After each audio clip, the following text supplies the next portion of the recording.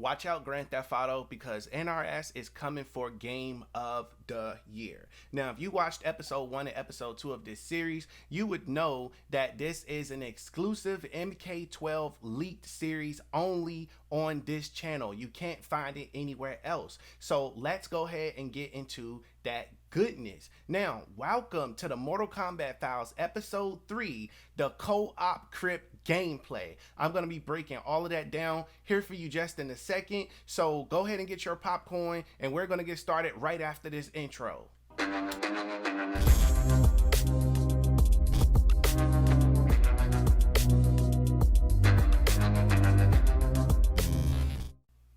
What's up, guys? Welcome back to another episode of the Mortal Kombat Files. For those of you that are new to the channel, if you don't know me, I go by the name of the Wave Report. I will be your host for today as content. Now, and if you want to know how these leaks came about and how this whole thing started, go back and watch episode 1, which will appear at the top right corner of your screen. Also, the playlist will premiere at the end of the video, so you can just click that playlist and watch everything and get caught up episode by episode. Now that I've got you caught up on how you can catch up on those things, let's go ahead and get into the topic of today's video, which is the co-op Krypt gameplay. So let's get started. Now, according to my source and all of the information that I have here, NRS is looking to make the Krypt co-op. Now, a lot of this has been displayed in MK11. I want to make this clear that MK11 was an entire beta game. It was a lot of new stuff. They needed to see how people were going to react, and they needed to perfect things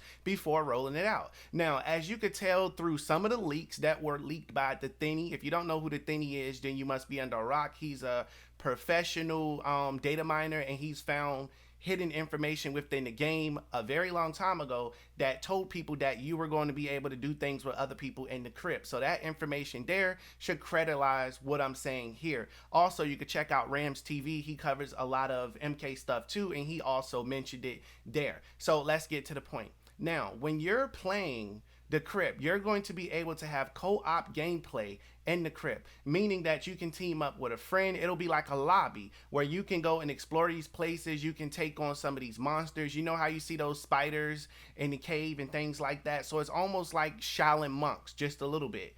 That's why the game is super detailed. You got to do all of these amazing things to where you can find stuff within the game, whether it's rare or whatever the case is. Now, I'm going to be putting something up here on your screen around about the 5-minute mark, and I'm going to take you into detail because I'd rather show you and give you that visualization than to tell you. When I say show you, I'll put something on the screen for those of you that don't understand so you can know what I'm talking about.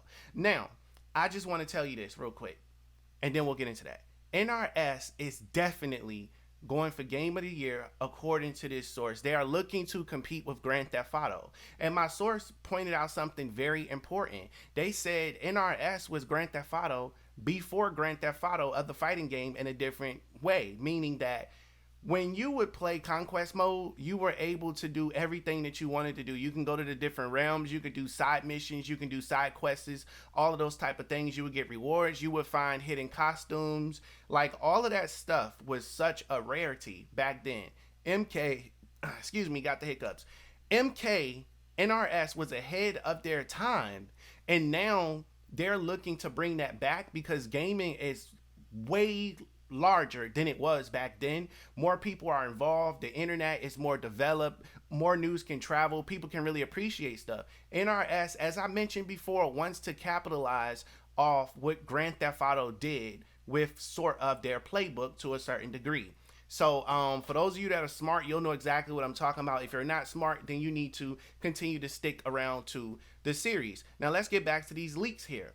When you're running through the Krypt, you can invite people to join your Krypt section, or you can go to a public session and join other Krypt public sessions, things of that nature, which I think, in my opinion, is extremely dope because, as mentioned, they're looking to increase the replay value of the game. That is their whole point of reintroducing these classical things. Remember, old things are new again. For example, the Grand Theft Auto Trilogy Definitive Edition, that's proof. Now, let me put this on your screen right here, and we're going to go ahead and get into this. Now, You see how everything is super detailed. You got the palace entrance. All of this information is listed. They spent tons and tons of hours developing this for a reason. Look how detailed it is. You have a hammer on your back. I'm just kind of pointing out things to you. You know, you may say it's quite obvious, but I'm trying to open your mind up just a little widen it what it was. You remember in Deception and Armageddon, or you know, the games that did allow you to have conquest mode, you can go through and have all of this freedom, like ringing this bell here.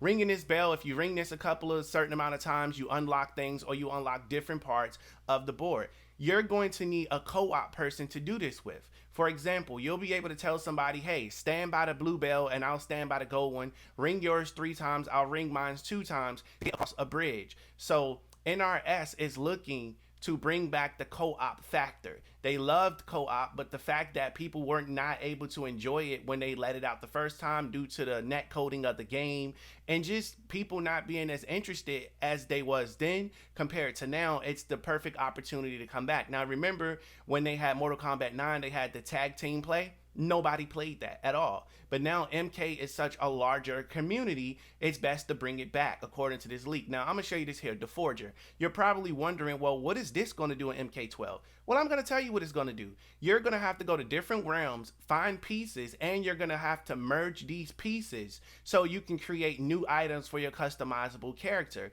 Like if you want different logos, stuff like that needs to be forged, but also when you're using a co-op forge, you're gonna need 2 people to forge some of these items and you both will get rewarded with those things. So all of these vases and stuff that you see and this Buddhist priest here and all of this stuff comes important, very important, because MK is looking to become a very sacretive game to where you cannot game the system. This is the reason why the Krypt and MK11 was online, where it was randomized. You cannot tell people where to go get things because they randomized it because they wanted that replay value. They didn't want you to go watch some YouTube video where you can clear out the whole Krypt in 5 minutes after they done spent 3, 4, 5 years working on it. You know, makes sense, makes complete sense, right? So you see how this asteroid just came from out of nowhere? You'll have to be in the right place at the right time to get stuff. You'll be able to unlock things according to this leak, like Natara's wings, or like, you know, a headband, a bandana, things of those natures, and you'll be able to forge new powers together.